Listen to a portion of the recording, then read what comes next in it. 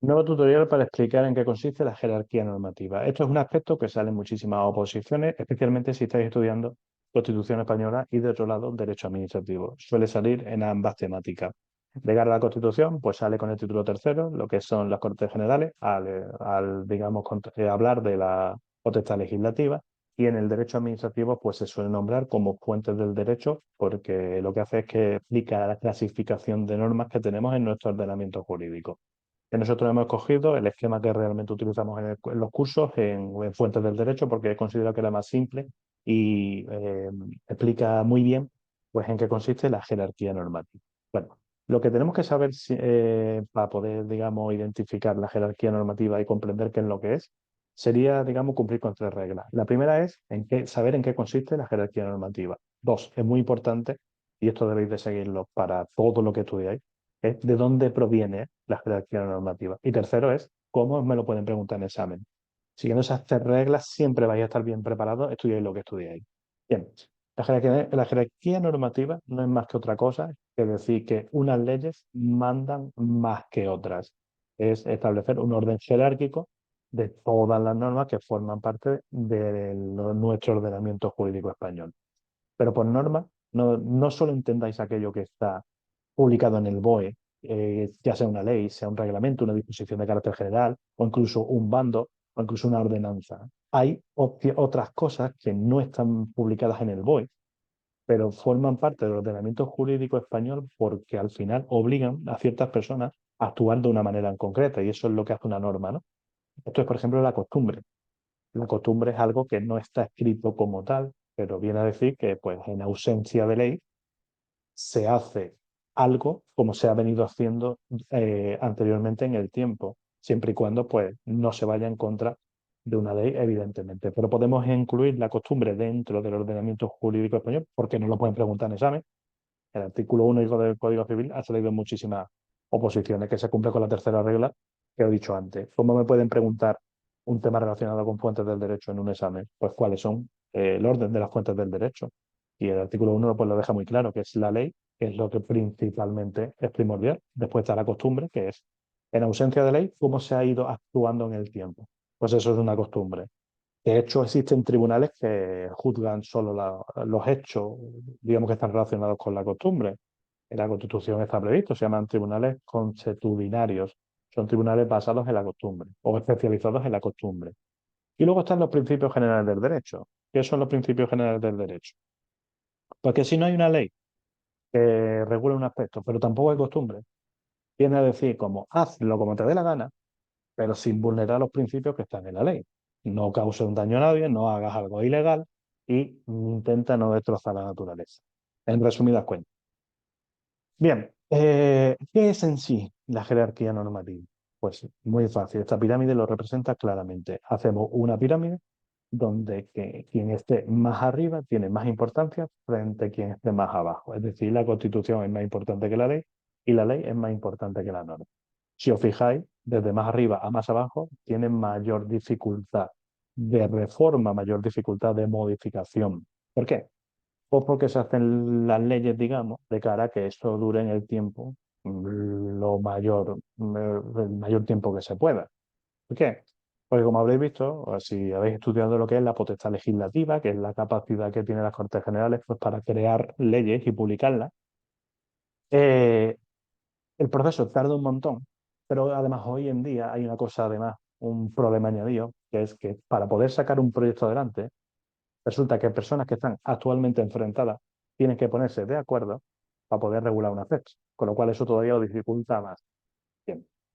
Entonces, la intención del legislador con las leyes es publicarlas, que permanezcan en el tiempo y mediante normas, como mandan menos que las leyes, pues van regulando los aspectos que van cambiando en la sociedad.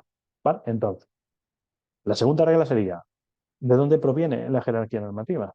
Del artículo 9.3 de la Constitución española, así que ya solo por sí eso ya puede ser una pregunta de este. Vale. Vale. Eh, Dentro de lo que es la jerarquía normativa, por encima de todo está la Constitución.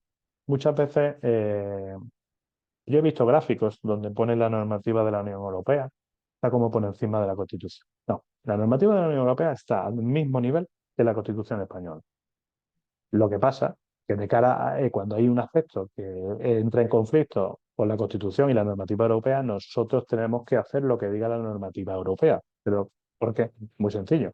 Porque España es un Estado soberano. Nadie manda más que en España que el propio país. Pero nosotros hemos cedido parte de nuestra soberanía al firmar ciertos tratados, como es el Tratado de Funcionamiento de la Unión Europea, para pues, obtener ciertas ventajas. Como evidentemente, pues poder movernos por todos los países de la Unión Europea libremente. Pues, simplemente pues, para ir de vacaciones. Una de muchísimas ventajas que existen. Entonces están simplemente al mismo nivel. Pasa exactamente igual con las leyes. Siempre me he encontrado en los cursos. Las leyes orgánicas mandan más que las leyes ordinarias. No. Las leyes están todas en el mismo escalafón. En el mismo escalón, estás por debajo de la Constitución. No puede haber una ley que contradiga la Constitución. Perfecto. Pero entonces, ¿por qué las leyes orgánicas tienen cierta materia, digamos, que es más importante y las leyes ordinarias no? Pues es simplemente una forma de que ha tenido el legislador de pues, ciertos aspectos regularlos por ley orgánica y el resto por ley ordinaria. ¿De acuerdo? Y después están las normas. Las normas es un conjunto muy grande. Existen muchos tipos de normas.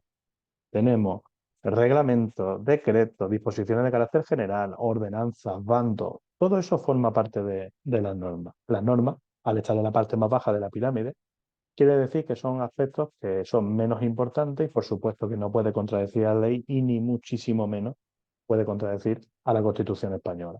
Pero las normas se derogan simplemente publicando otras. En cambio, con la ley no. Hay que hacer un proceso y más que nada es más o menos lo que justifica el tema de la jerarquía normativa. Bueno, ¿cuál es realmente el orden que nosotros tenemos que saber? Bien, por encima de todo está la Constitución, como nos dice, es una ley escrita y es nuestra norma suprema. Justo debajo tenemos la ley orgánica y las leyes ordinarias, que pues, todo lo relativo a lo fundamental se desarrolla por ley orgánica y el resto de cosas se desarrollan por ley ordinaria.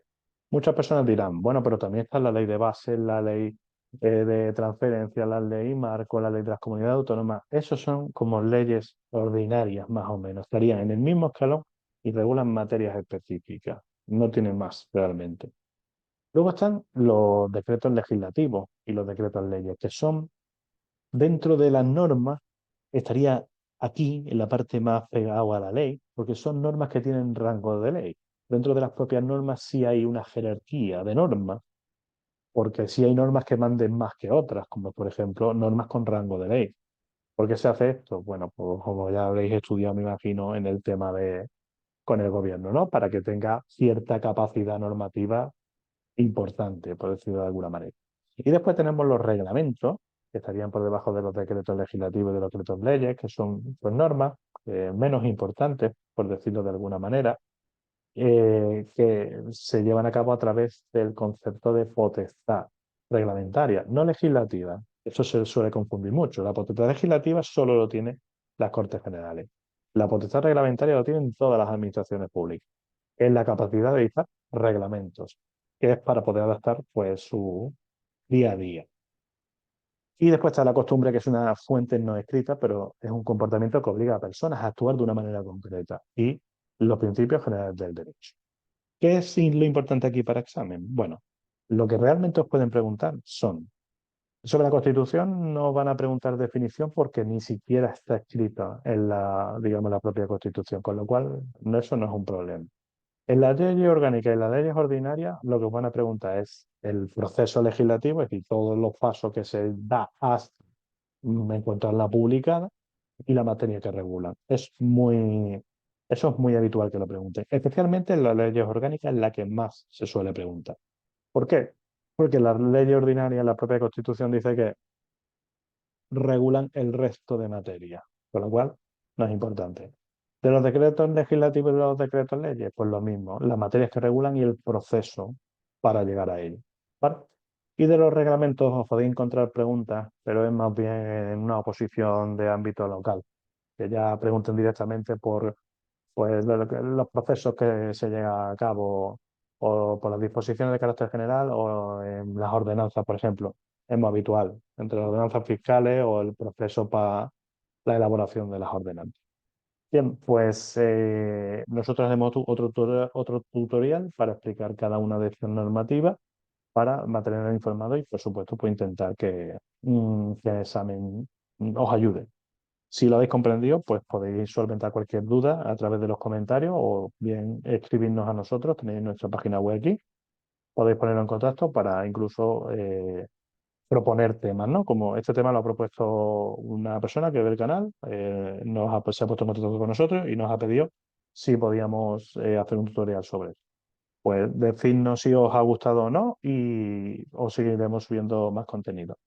Muchísimas gracias a todos por la reproducción y un saludo.